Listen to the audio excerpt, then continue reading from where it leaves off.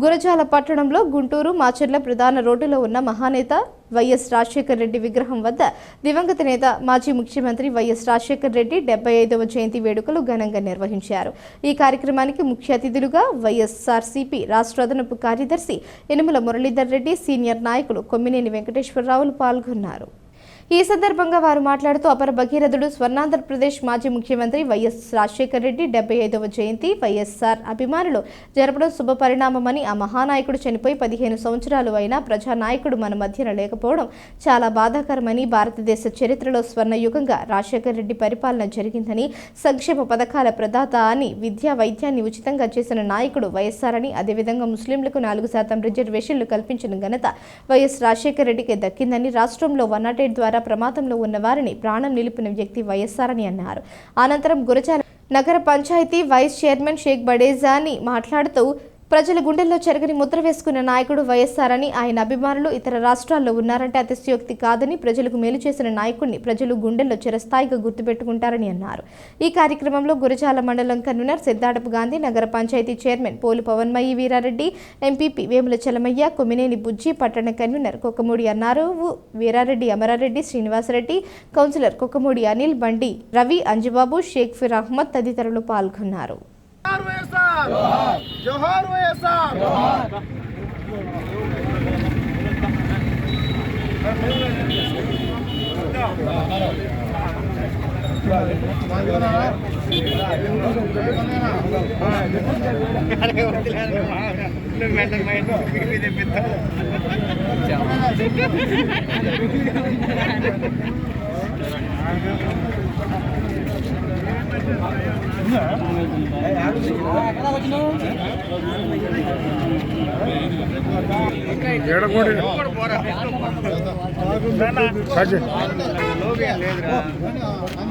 ఈరోజు దివంగత నేత మన ప్రీతమ నాయకుడు ఉమ్మడి రాష్ట్ర మాజీ ముఖ్యమంత్రి డాక్టర్ వైఎస్ఆర్ రాజశేఖర రెడ్డి గారి జయంతిని పురస్కరించుకొని గురజాల పట్టణంలో వైఎస్ఆర్ కాంగ్రెస్ పార్టీ నాయకులందరూ కూడా వైఎస్ఆర్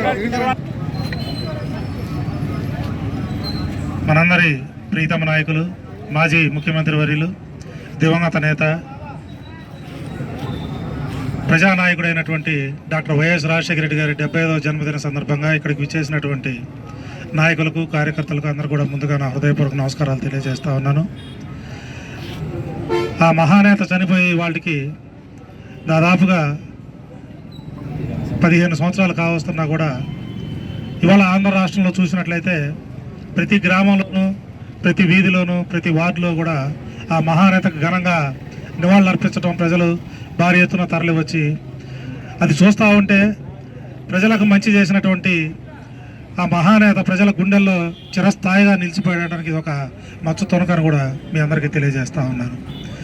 రాజశేఖర రెడ్డి గారు పరిపాలనకు ముందు, రాజశేఖర రెడ్డి గారు పరిపాలనకు తర్వాత అని చెప్పుకునేటువంటి పరిస్థితి వాళ్ళ భారతదేశ చరిత్రలో ఉందనంటే డాక్టర్ వైఎస్ రాజశేఖర రెడ్డి గారు ప్రభుత్వం ఏర్పాటు చేసిన తర్వాత ఆయన తీసుకున్నటువంటి నిర్ణయాలు, సంక్షేమ ఆంధ్రప్రదేశ్గా అలాగే స్వర్ణాంధ్రప్రదేశ్ దిశగా రాజశేఖర రెడ్డి గారు తీసుకున్నటువంటి అనేక కార్యక్రమాలు, సంక్షేమ కార్యక్రమాల గురించి చెప్పాల్సి వస్తే నభూతో నభవిష్యత్ అన్నట్టుగా రాజశేఖర రెడ్డి గారు ప్రభుత్వం రాకముందు కానీ, రాజశేఖర రెడ్డి గారి ప్రభుత్వం తర్వాత కానీ, ఇవాళ రాజశేఖర రెడ్డి గారి ప్రభుత్వం వెళ్ళిన తర్వాత ఇవాళ వచ్చిన ఏ ప్రభుత్వం అయినా సరే రాజశేఖర రెడ్డి గారు పెట్టినటువంటి సంక్షేమ పథకాలను అమలుపరచకుండా ఉండేటువంటి పరిస్థితి లేదంటే ఆనాడు ఆయన తీసుకున్నటువంటి నిర్ణయాలు కానీ, ఆయన ఆనాడు అమలుపరిచినటువంటి పథకాలు కానీ ఆయన దార్శనికతకి నిదర్శనం అని చెప్పి కూడా ఈ సందర్భంగా తెలియజేస్తా ఉన్నాను.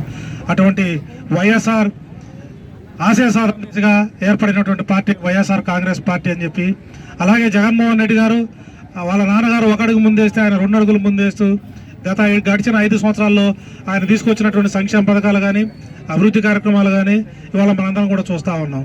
దురదృష్టవశాత్తు మన జరిగినటువంటి ఎన్నికల్లో మన పార్టీ ఓడిపోవడం జరిగింది. ఇవాళ మళ్ళా కూడా మనందరం కూడా ప్రజాశ్రేయస్సే లక్ష్యంగా ప్రజల యొక్క సమస్యల మీద ప్రతిపక్ష పాత్రగా సమర్థవంతంగా పోషిస్తూ ఆ జగన్మోహన్ రెడ్డి గారు అడుగుజాడల్లో నడుస్తూ రాజన్న ఆశయ సాధన దిశగా ప్రతి ఒక్క కార్యకర్త, నాయకుడు కూడా అకుంఠిత దీక్షతో పనిచేస్తారని చెప్పి కూడా, పని చేయాలని చెప్పి కూడా సెలవునిస్తూ ఈ అవకాశం నాకు ఇచ్చినటువంటి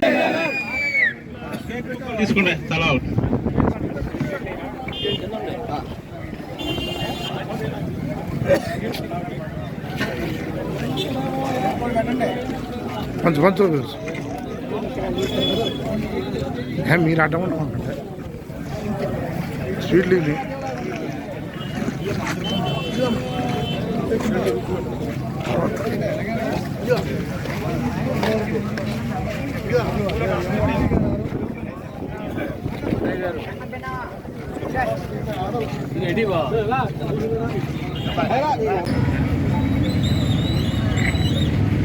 జోహార్ వైఎస్ఆర్, జోహార్ వైఎస్ఆర్. ఈరోజు మహానేత డాక్టర్ వైఎస్ రాజశేఖర రెడ్డి గారి 75వ జయంతి సందర్భంగా ఈరోజు ఆయనకి ఘనంగా నివాళులు అర్పించడం జరిగింది. ఎందుకంటే ఈరోజు ప్రజల గుండెల్లో చెరగని ముద్ర వేసుకుని ప్రతి పేదవాడి గుండెల్లో కొలువై ఉన్న మహానేత వైఎస్ రాజశేఖర రెడ్డి గారిని ప్రతి ఒక్క నాయకుడు కూడా ఆదర్శంగా తీసుకోవాల్సిన అవసరం ఉంది.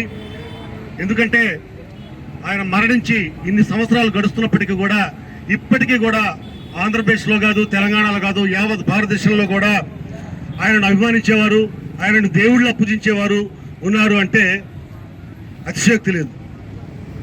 ప్రజలకి మేలు చేసేవాడు ఎప్పుడు ఏ నాయకుడైనా కూడా ప్రజల గుండెల్లో చిరస్థాయిగా నిలిచిపోతాడు అనేందుకు మన భారతదేశంలో వైఎస్ రాజశేఖర రెడ్డి గారు ఒక ఉదాహరణగా చెప్పుకోవచ్చు.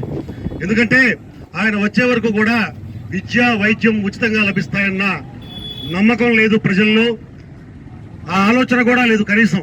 కానీ ఆయన వచ్చినాకనే, ఆయన ముఖ్యమంత్రిగా ప్రమాణ స్వీకారం చేశాకనే పేద ప్రజలకి ఉచితంగా విద్య అందింది, వైద్యం అందింది, ముస్లింలకి 4% రిజర్వేషన్ వచ్చాయి, రైతుల కళ్ళల్లో ఆనందం తొడిగిసలాడింది జలయజ్ఞం ద్వారా.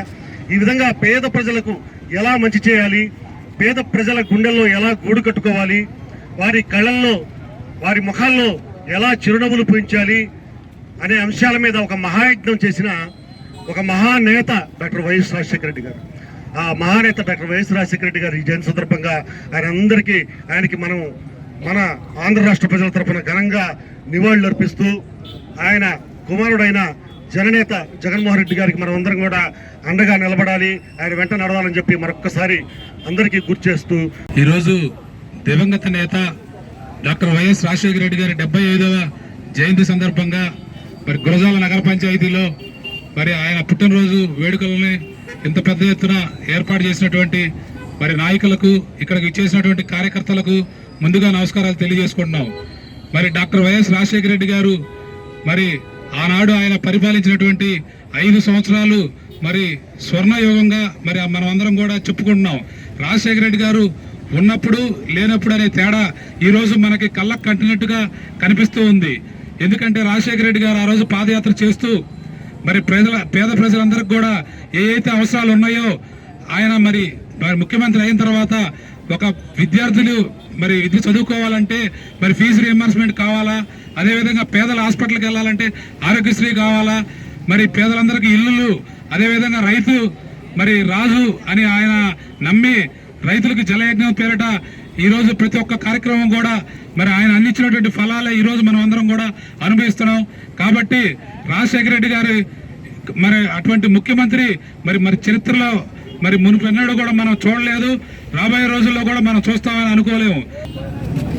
ఆ క్రమంలో ఆయన పెట్టినటువంటి కొద్ది పథకాలు తీసుకుంటే ఆరోగ్యశ్రీ కావచ్చు, 108 కావచ్చు, అలాగనే స్కూల్ రియంబర్స్మెంట్ కావచ్చు, ఫీజు రియంబర్స్మెంట్ కావచ్చు, అలాగనే ఆ రోజు 2004-2009 మధ్యలో ఆయన హౌసింగ్ లోన్ ఇచ్చి కొబ్బరికాయలు కొడతా ఉంటే ఎమ్మెల్యేస్ పోయి ఒక పండగలాగా ఉంది.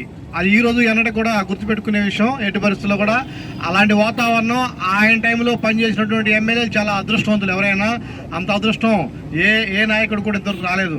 కాబట్టి ఆ నాయకుడు అడుగుదాడలో మనందరం కూడా నడుస్తూ రాబోయే రోజుల్లో కూడా ఆయన జ్ఞాపకాలు గుర్తు చేసుకుంటూ ఆయన ఆశయాలను కొనసాగించి ముందుకు పోవాలని కోరుకుంటున్నాను. కానీ మరలా 2029 ఖచ్చితంగా గెలుస్తాము. కాబట్టి మన నాయకులు అందరూ కూడా ఈ ఉన్నటువంటి కార్యకర్తలందరికీ, ప్రజలకు కూడా తోడ్పాటును అందించి, ధైర్యాన్ని ఇచ్చి రాబోయే రోజుల్లో కూడా ఖచ్చితంగా కూడా పార్టీని బలోపేతం చేసుకొని మరలా జయకేతనం ఎగరవేస్తానని కోరుకుంటూ సెలవు తీసుకుంటున్నాను. రెడ్డి గారిని మాట్లాడుతున్నా. మహానేత రాజశేఖర రెడ్డి గారి 75వ పుట్టినరోజు జరుపుకోవటం అందరికీ కూడా సంతోషం. ఏది ఏమైనా పార్టీలు గెలవటం ఓవటం అనేది సర్వసాధారణం. గెలిచినప్పుడు పొంగటం, ఓడినప్పుడు పొంగటం కాదు. రేపు రాబోయే 5 ఏళ్ళు కూడా అందరం కూడా కార్యకర్తలందరూ కూడా కష్టపడి మళ్ళీ కూడా జగన్మోహన్ రెడ్డి గారిని 2029 ఎలక్షన్లో అధికారంలో తీసుకురావడానికి అందరం కూడా కష్టపడి ముందుకు సాగాలని, ఆ మహానాథ పేరుని మళ్ళీ జగన్మోహన్ రెడ్డి గారి ఆధ్వర్యంలో ప్రజలకు మంచి పాలన అందించడానికి కార్యకర్తలు కూడా అందరూ కూడా అండగా ఉండాలని, ఆ మహానేత అడుగుదాడలు అందరూ నడవాలి.